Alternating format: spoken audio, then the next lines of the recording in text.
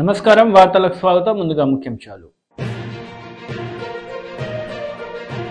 మహిళా బిల్లుపై Rahul Gandhi press meet పలు అంశాలపై వివరణ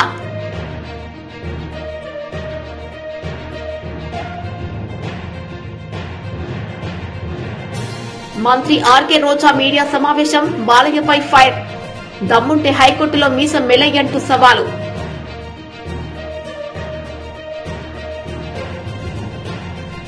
బీజేపీ ఏపీ పురంధేశ్వరి ఆధ్వర్యంలో ప్రధానమంత్రి నరేంద్ర మోదీ ఫోటో ఎగ్జిబిషన్ ప్రారంభోత్సవం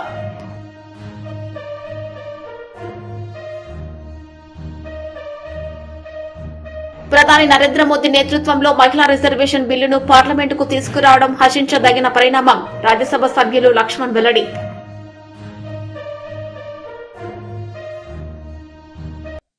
మహిళా బిల్లుపై రాహుల్ గాంధీ ప్రెస్ మీట్ నిర్వహించారు। ఈ సందర్భంగా పలు అంశాలపై ఆయన మాట్లాడారు।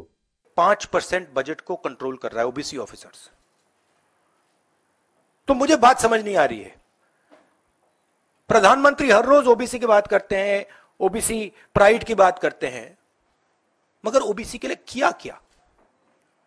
अब जब मैंने ये बात बोली, उनका रिस्पॉन्स बड़ा इंटरेस्टिंग है। वो कहते हैं कि लोकसभा में हमारा रिप्रेजेंटेशन है। लोकसभा में रिप्रेजेंटेशन का क्या लेना देना है? मैं कह रहा हूं कि बजट डिसीजन जो लेते हैं, जो बजट को ऑफिसर्स हैं, जो बजट को कंट्रोल करते हैं, 5% ओबीसी निर्णय ले रहे हैं। और मैंने सिर्फ यह सवाल पूछा, क्या हिंदुस्तान में ओबीसी की आबादी 5% है? यह मैं जानना चाहता हूं। अगर 5% है तो फिर वो ठीक है, उसको मैं एक्सेप्ट करने के लिए तैयार हूं। मगर अगर वो 5% से ज्यादा है तो मुझे यह पता लगाना है, और एक बार मैं मन बना लेता हूं, मैं छोड़ता नहीं हूं, मुझे यह पता लगाना है ये ओबीसी हिंदुस्तान में कितने हैं, और जितने हैं उतनी भागीदारी इनको मिलनी चाहिए। अब आप किसी लोकसभा में किसी भी एमपी से पूछ लीजिए, लोकसभा को टेंपल ऑफ डेमोक्रेसी कहा जाता है।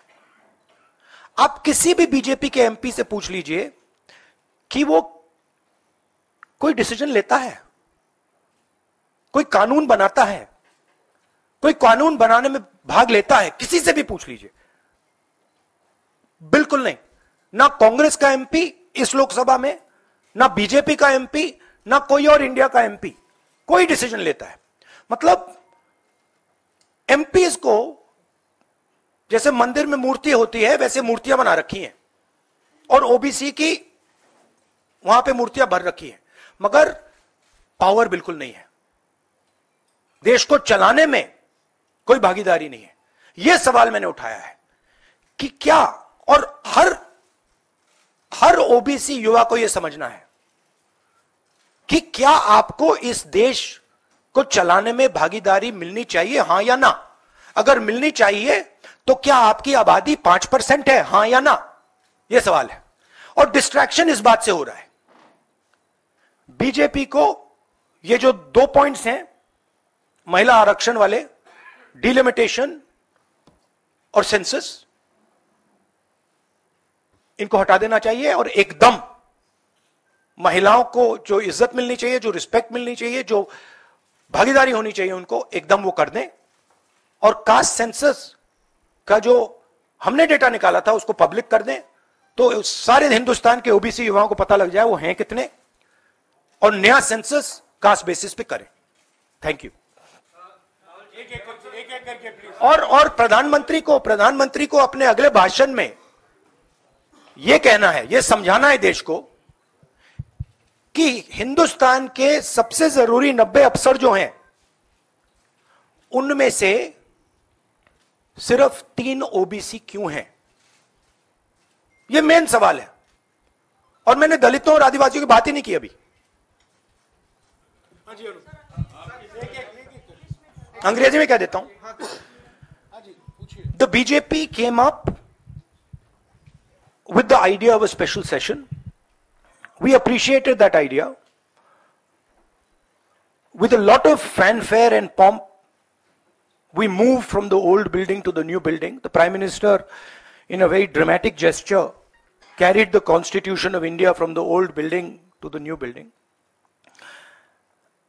And he said that he is passing a very important law.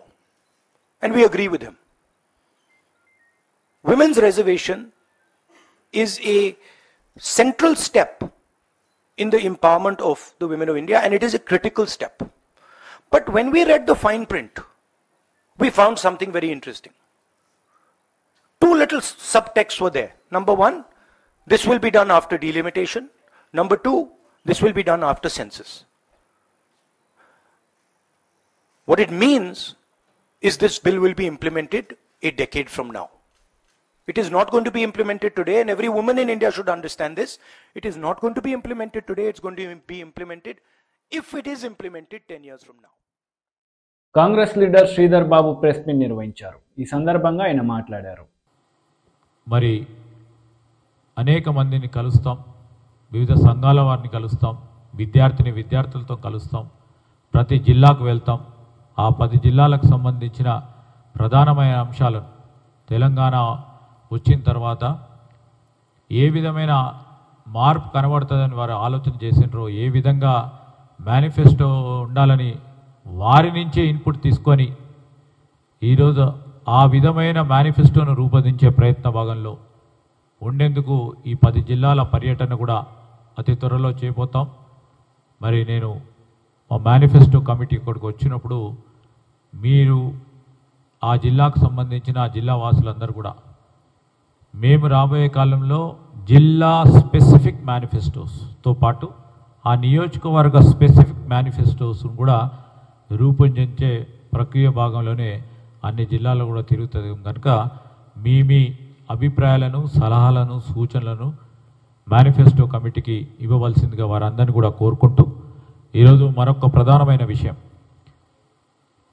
రాష్ట్ర వ్యాప్తంగా కూడా ఈరోజు ముఖ్యమంత్రి గారు డిఎస్సి జరుపుతామని అసెంబ్లీ సమావేశాల్లో చెప్పడం జరిగింది. 13,000 పైచీలకు ఖాళీలను భర్తీ చేస్తామని చెప్పి ఈరోజు విద్యాశాఖ డిపార్ట్మెంటు కేవలం 5,000 డిఎస్సి నోటిఫికేషన్ ఇవ్వటం జరిగింది. ఆ నోటిఫికేషన్ బీజేపీ ఏపీ అధ్యక్షురాలు పురంధేశ్వరి ఆధ్వర్యంలో ప్రధానమంత్రి నరేంద్ర మోడీ ఫోటో ఎగ్జిబిషన్ ప్రారంభోత్సవం జరిగింది. ఈ సందర్భంగా బీజేపీ ఏపీ అధ్యక్షురాలు పురంధేశ్వరి మీడియాతో మాట్లాడారు.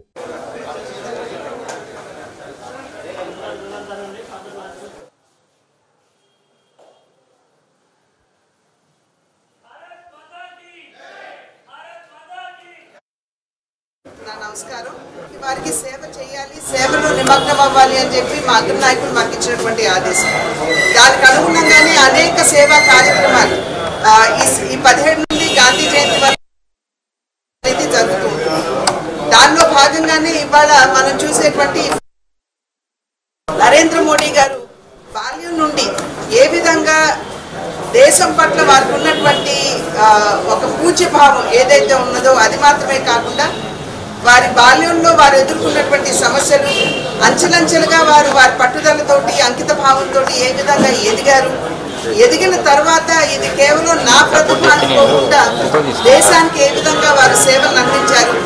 అది మాత్రమే కాకుండా గుజరాత్ ముఖ్యమంత్రిగా సుదీర్ఘకాలం వారు ఉన్నటువంటి సందర్భంలో అసలు భూకంపం ఏదైతే వచ్చిందో తిరిగి గుజరాత్ కోలుకోలేదు అనేటువంటి ఆందోళన చాలా మందిలో ఉన్నా కూడా దానికి ఎదురీది వారు ఏ విధంగా గుజరాత్ని అగ్రస్థానంలో నిలిపారు.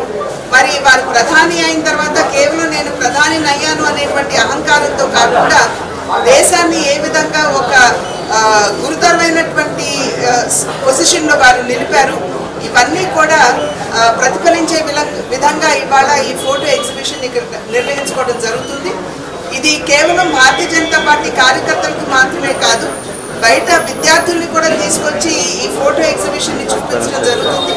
ఎందుకంటే వారికి కూడా నరేంద్ర మోడీ గారు ఒక స్ఫూర్తి.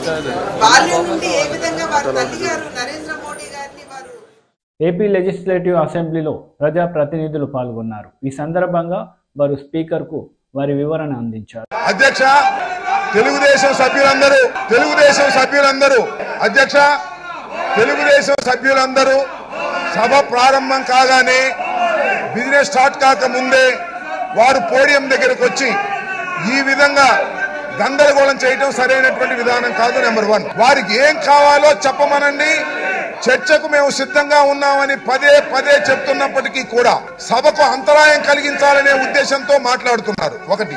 రెండో విషయం ఏంటంటే అది ఎక్కి ఇదేదో తెలుగుదేశం ఆఫీసు లాగా ఇష్టం వచ్చినట్టుగా పాలన గురించి మాట్లాడినా, ఇష్టం వచ్చినట్టుగా జగన్మోహన్ రెడ్డి గారి గురించి మాట్లాడినా ఇది తెలుగుదేశం ఆఫీసు కాదు, చట్టసభ. జాగ్రత్తగా మాట్లాడవలసినటువంటి బాధ్యత ఉంటుంది. అనవసరమైన పదాలను ఉపయోగిస్తున్నారు. అనవసరమైన పదాలను ఉపయోగిస్తే సహించడానికి ఇక్కడ మేము సిద్ధంగా లేము. అది గుర్తుపెట్టుకోమని మనం చేస్తున్నా. వారికి ఏం కావాలో చెప్పనండి. చర్చ కావాలా? స్కిల్ డెవలప్మెంట్ మీద వాళ్ళ చర్చ ఉంది, దానిలో పాల్గొమనండి. అంతే తప్ప ఏదో గందరగోళం చేసి సభ నుంచి కేవలం దీన్ని మీడియాలో హైలైట్ చేయాలనే తప్ప వాళ్ళకి ఎక్కడ కూడా యాక్చువల్ గా చర్చ దీని మీద జరగాలని ఉన్నట్లేదు అధ్యక్ష. చర్చ జరగాలనే ఆలోచన వాళ్ళకు ఉంటే లక్షణంగా రమ్మనండి అధ్యక్ష. మేము కూడా రెడీగా ఉన్నాం. ఒక్క ఆ విషయమే కాకుండా అధ్యక్ష ఇంకా చాలా విషయాలు కూడా ఉన్నాయి అధ్యక్ష. ప్రతి దాని మీద కూలంకుషంగా చర్చిద్దాం అధ్యక్ష. వాళ్ళు కూడా వచ్చి వాళ్ళ వాదన వాళ్ళు చెప్పమనండి అధ్యక్ష. ఇది అన్యాయం అధ్యక్ష. ఇంతకు ముందు కూడా ప్రతి సెషన్ లో పొద్దున్న అధ్యక్ష అర్థం లేని అడ్జర్న్మెంట్ మోషన్ నోటీస్ ఇవ్వడము, ఆ రోజు డిస్టర్బ్ చేయడం అధ్యక్ష. ఇది ఒక అలవాటు అయిపోయింది అధ్యక్ష. రావడం ఒక్క నిమిషం కూడా ఆగకుండా పోడియం పైకి రావడము. అసెంబ్లీ సమావేశాలకు పాదయాత్రగా వెళ్తున్న టీడీపీ శాసనసభ పక్ష నేతలు ఈ సందర్భంగా వారు మీడియాతో మాట్లాడారు.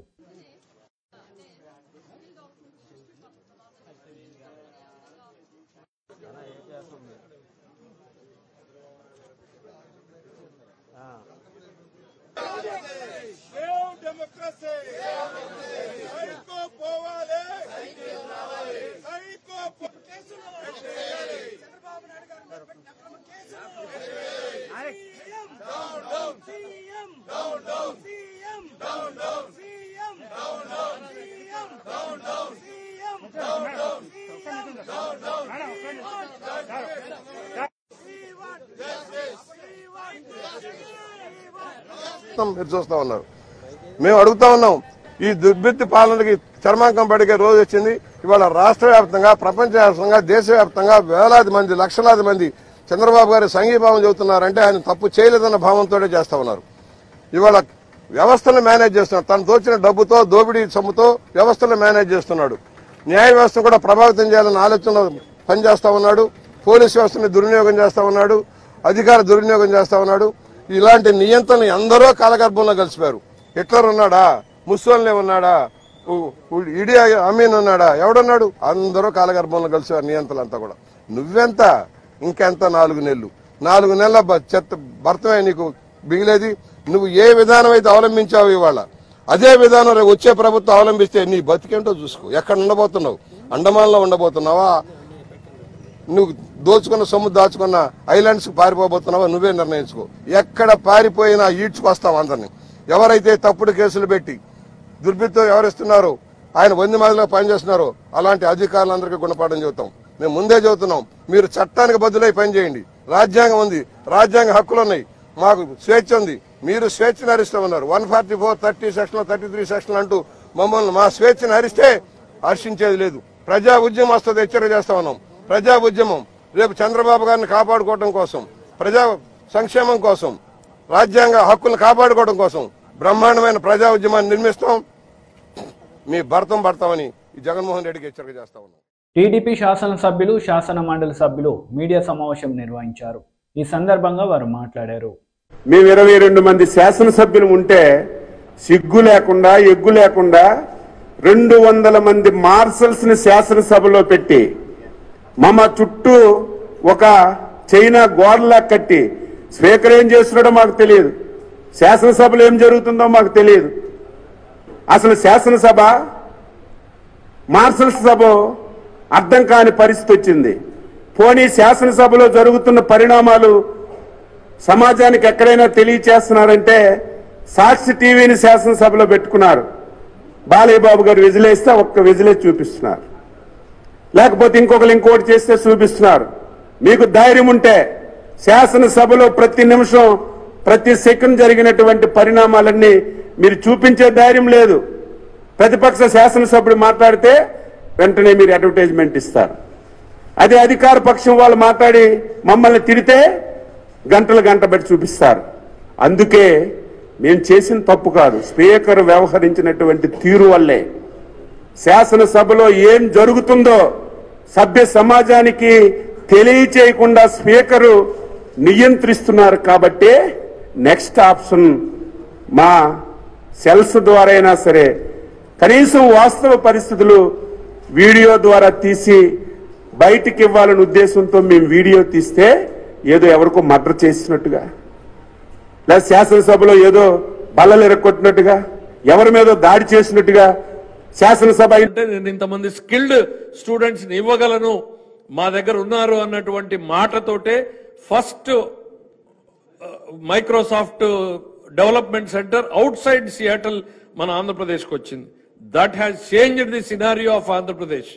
ఆ తర్వాత గూగుల్ రావడం, విప్రో రావడం, ఇవాళ లక్షల మంది పిల్లలు హైదరాబాద్ లో ఎంప్లాయ్ కావడం, మనం ఒక హైదరాబాద్ నే చూస్తున్నాం. ఆ బేస్ తో ప్రపంచ వ్యాప్తంగా వెళ్లిపోయినటువంటి పిల్లలు ఇవాళ రోడ్ ఎక్కి నిరసనలు తెలుపుతున్నటువంటి పిల్లలు ఎవరు అనంటే ఆ పాలసీ డెసిషన్ తో వచ్చినటువంటి వాళ్ళు. సినిమా చూపిస్తామని మంత్రులు చెప్తూ ఉన్నారు. ఇవాళ మీరు కాదు, ప్రపంచవ్యాప్తంగా ఉన్నటువంటి విద్యార్థులు, ప్రపంచవ్యాప్తంగా ఉన్నటువంటి ఉద్యోగస్తులు మీకు 3Dలో సినిమా చూపిస్తున్నారు. కళ్ళుంటే చూడమని చెప్పేసి ఈ పెద్దలకు నేను చెప్పదలుచుకున్నా. ఒక సెంటర్ కాదు, 2 సెంటర్లు కాదు, ఇప్పటికే దాదాపు 70-80 దేశాలలో ప్రదర్శనలు జరిగాయి చంద్రబాబు గారికి అనుకూలంగా, చంద్రబాబు గారికి మద్దతుగా. చంద్రబాబు గారిది తప్పు లేదు అనంటూ ప్రజలు నినదిస్తున్నారు. ఘోషిస్తుండే స్థాయికి వెళ్ళింది అనంటే ఒక్క పాలసీ నిర్ణయం ఎన్ని మార్పులు తీసుకొచ్చింది అనేటువంటిది. ఆ బ్యాక్డ్రాప్ లో విభజిత ఆంధ్రప్రదేశ్ లో మనది ప్యూర్లీ అగ్రేరియన్ స్టేట్, అగ్రికల్చర్ మీద, వ్యవసాయం మీద మాత్రమే ఆధారపడినటువంటి రాష్ట్రంగా నిలిచిపోయినటువంటి పరిస్థితుల్లో లక్షల మంది విద్యార్థులకు ఎట్లా ఎంప్లాయ్మెంట్ క్రియేట్ చేయాలి? ప్రతి సంవత్సరం 2.5 లక్షల మంది ఇంజనీరింగ్ లో నుంచి బయటకు వస్తున్నారు. వీళ్ళని ఎట్లా ఎంప్లాయ్మెంట్ క్రియేట్ చేయాలి? ఈ ఆలోచనతోటి చంద్రబాబు నాయుడు గారు చూస్తూ ఉన్నటువంటి తరుణంలో కరెక్ట్ గా సీమెన్స్ వాళ్ళు వచ్చి ప్రజెంటేషన్ ఇచ్చారు. అయ్యా, మేము ఇప్పటికే గుజరాత్ రాష్ట్రంలో ఒక స్కీమ్ టేకప్ చేశాము, ఆ గుజరాత్ మోడల్ మీరు స్టడీ చేయండి అనగానే వాళ్ళు 2 సార్లు ప్రజెంటేషన్ చేశారు.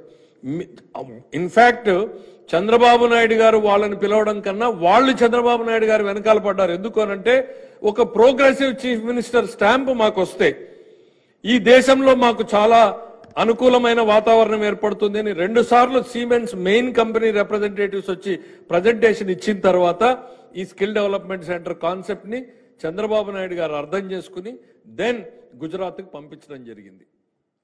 అవన్నీ మీకు స్లైడ్ లో వస్తాయి, ఎవరెవరు వెళ్ళారు. ఎక్కడైతే న్యాయం నిర్లక్ష్యం చేయబడుతుందో అక్కడ అన్యాయం రాజ్యమేలుతుందని రామ్మోహన్ నాయుడు ప్రసంగించారు. This creates an opportunity and those who fight in those situations will emerge as leaders. This is precisely what our ISRO scientists have demonstrated to the world. They have seized the opportunity, overcome the challenges and emerged as leaders in the space exploration program. Respected sir, as we speak about the successes of ISRO, the first name that comes to the young minds of this country is our beloved former President Abdul Kalam ji sir. He is commonly known as the People's President also. We have all heard inspiring stories of his association with ISRO. And it is an honor for TDP, as Sri Nara Chandrababu Naidu Garu, the then convener of NDA, was the one who proposed and supported the nomination of Kalam as the President of our nation. And I am certain that Dr. Kalam, had he been among us today, he would have been filled with immense joy and satisfaction seeing the success today. He also preached to this great nation to dream big and achieve big.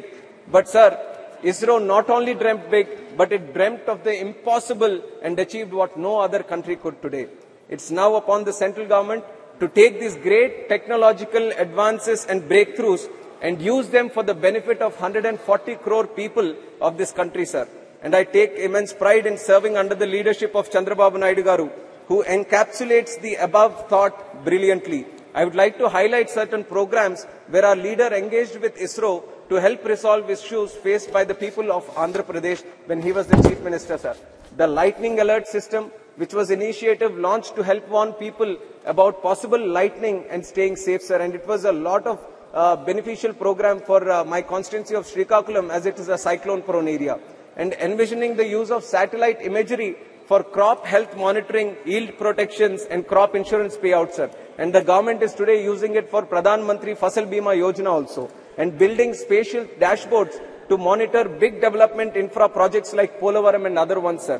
Monitoring groundwater levels and actively working with young entrepreneurs to develop technology that can benefit the common man. We should also acknowledge the rapid growth in our private sector's involvement in the development of space technologies. Jubilee hills Congress party నాయకుడు మాజీ భారత cricketer Azharuddin పర్యటించారు. ప్రజల సమస్యలను అడిగి తెలుసుకున్నారు.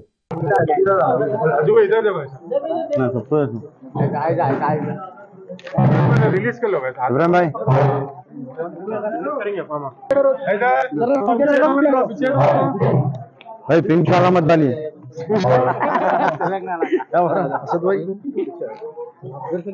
असद भाई उल्टा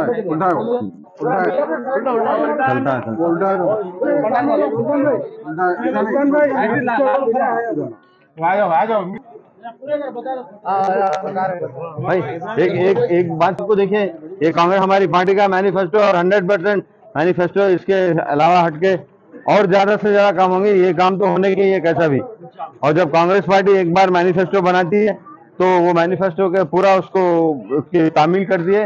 और जैसा कि आपने देखा है कि कर्नाटका में भी जो इलेक्शन में जो मैनिफेस्टो हुआ था, जो इम्प्लीमेंट, वो ऑलरेडी आधे 99% चीजें इम्प्लीमेंट हो चुकी है।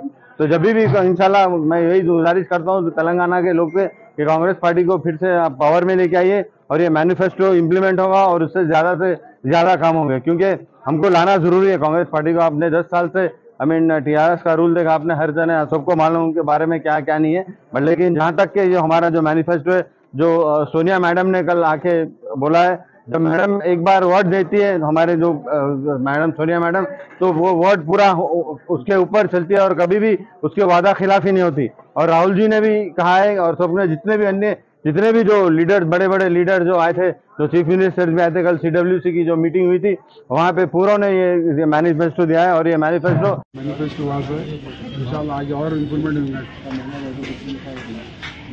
मैनिफेस्टो में समझा क्या क्या है आपको पूरी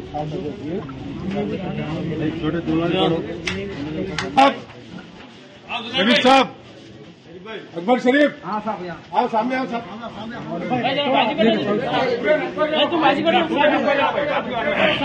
कांग्रेस का मैनिफेस्टो है मां, कांग्रेस आने के बाद इंशाल्लाह ये चीजें होंगी सब। क्या वो बच्ची फोटो ले रही सब, आओ बाहर आके लो, हाँ बेटे लो, आओ बाहर आके लो, आओ हटो। आप लोग काबू होना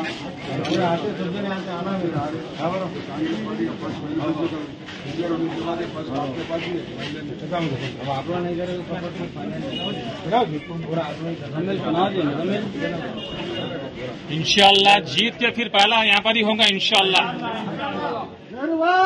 ना बात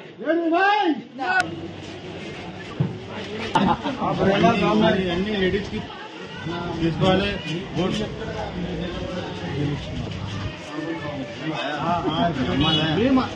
అమ్మ ఇంకా 100 మంది చెప్తాము, 100 మంది 9,000 రన్స్ కొట్టినా ఉందండి చెప్తాను. మొత్తం 15,000 రన్స్ మీరు గెలవాలా గెలిపించుకుంటాం సార్.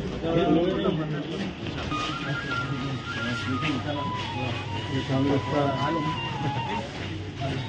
आप लोग को बैटिंग करो, मैं तो बैटिंग आप भी बाप तो खाली जाके मैं तो आप लोग जैसे जाने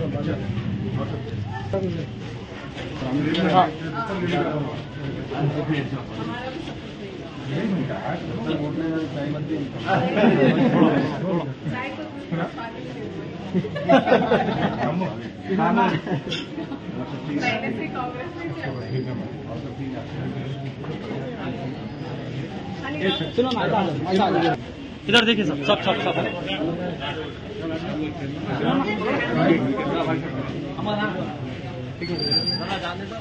हमारा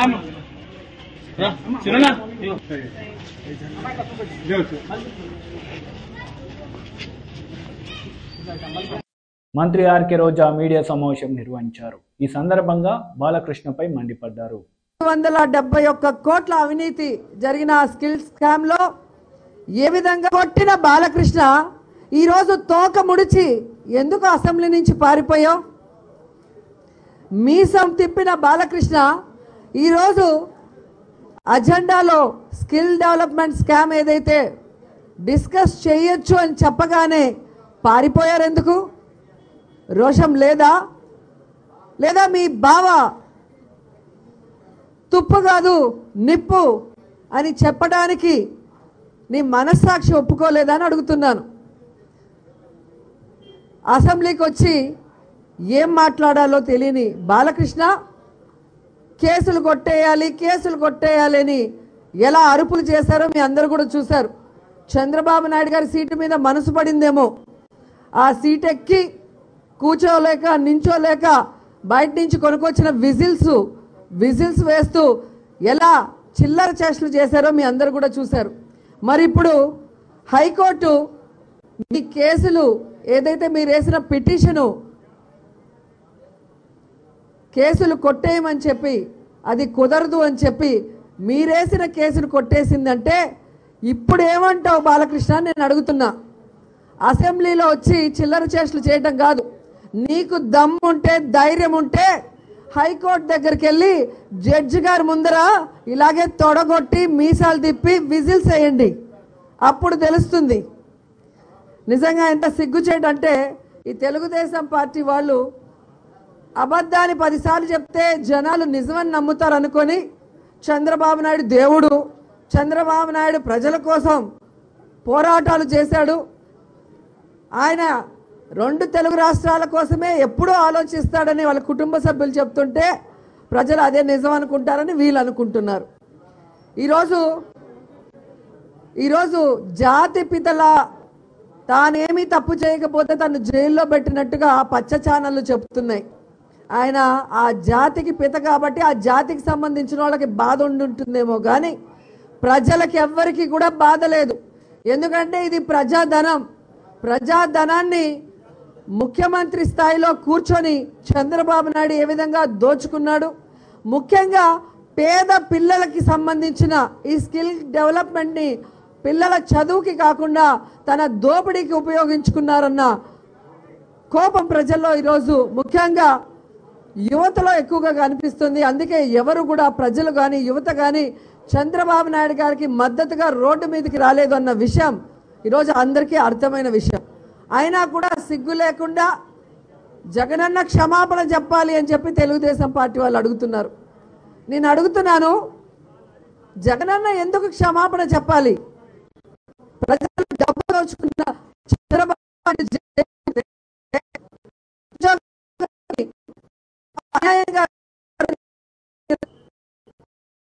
బుద్ధి చెప్పాలని చెప్పి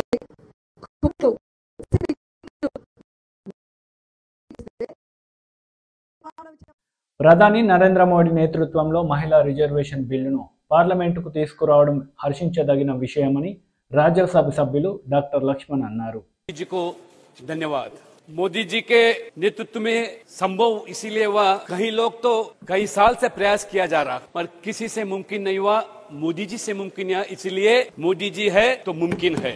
जब मोदी जी सबका साथ सबका नारा लेते हैं तो समाज के भिन्न वर्गों के हित के लिए ये काम करते हैं। मैं कल से सुन रहा था, खास तौर से हमारे कांग्रेस भाई, हमारे बाकी क्षेत्रीय दल ओबीसी समाज के बारे में इतने हमदर्द बता रहे कि मुझे समझ में नहीं आता। जब ये महिला आरक्षण का मुद्दा आया, क्यों ओबीसी समाज का ये में जुड़ा जा रहा है समझ में नहीं आया, क्योंकि कांग्रेस तो हमेशा ओबीसी विरोधी है। नेहरूजी जमाने से लेकर आज राहुल गांधी तक एक इतिहास के पन्ने में अगर देखेंगे तो पता चलेगा, काका कलेक्टर कमीशन गठित किया नेहरू जी ने, तब से लेकर मंडल कमीशन तक जब जब समय समय पर ओबीसी समाज का आरक्षण का मुद्दा आया, ये कांग्रेस ने हमेशा खिलाफ किया।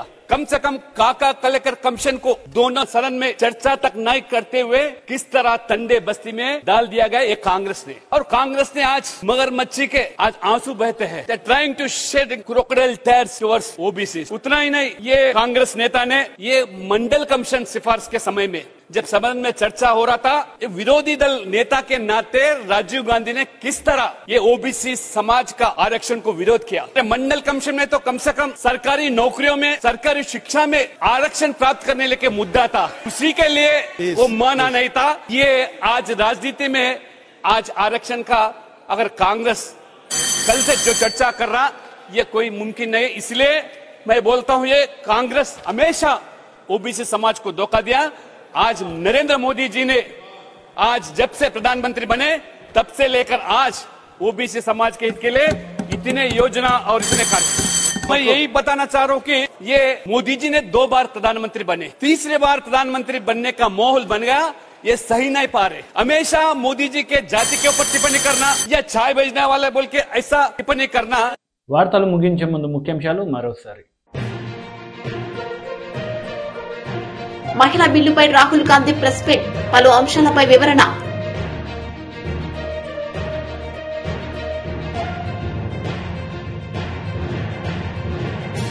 మంత్రి ఆర్కే రోజా మీడియా సమావేశం, బాలయ్యపై ఫైర్, దమ్ముంటే హైకోర్టులో మీసం మెలయ్యంటూ సవాలు.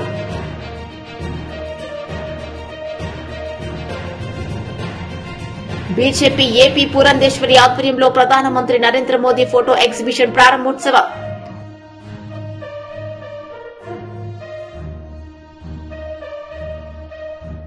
ప్రధాని నరేంద్ర మోదీ నేతృత్వంలో మహిళా రిజర్వేషన్ బిల్లును పార్లమెంటుకు తీసుకురావడం హర్షించదగిన పరిణామం, రాజ్యసభ సభ్యులు లక్ష్మణ్ వెల్లడి.